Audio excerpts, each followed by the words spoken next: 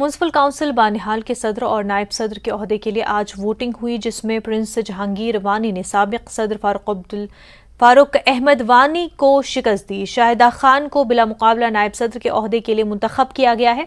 Prince Jahangir ने 6 vote लिए, जबकि फारूक अहमद ने कोई वोट नहीं लिया। साबिक सदर फारूक अहमद वानी वोटिंग से गैर हाजिर रहे।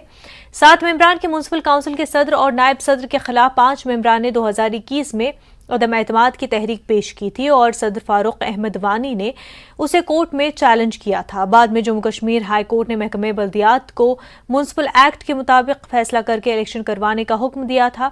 इस इलेक्शन के लिए डिप्टी कमिश्नर रामबन मसरतुल इस्लाम ने SDM बानिहाल जहीर अब्बास को ऑब्जर्वर के तौर पर, जबकि तहसीलदार बानिहाल इम्तियाज अहमद को प्रिजाइडिंग ऑफिसर के तौर पर तैनात किया है।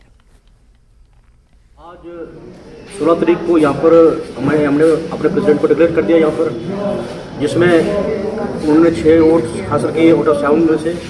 ये पहले कोर्ट केस था। कोर्ट केस के बाद उनको जो क्या हुआ कि कोर्ट से डायरेक्शन मिली हमें। जो पहला प्रेसिडेंट था वो हैज़ बीन डिस्पोज ऑफ, उनका केस हुआ था।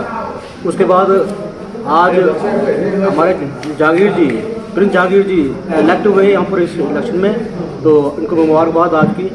हम कोशिश करेंगे कि सबको एक लय में लाया जाए, जिससे सारा निज़ाम थोड़ा ठीक हो जाए। ये करने की कोशिश करेंगे।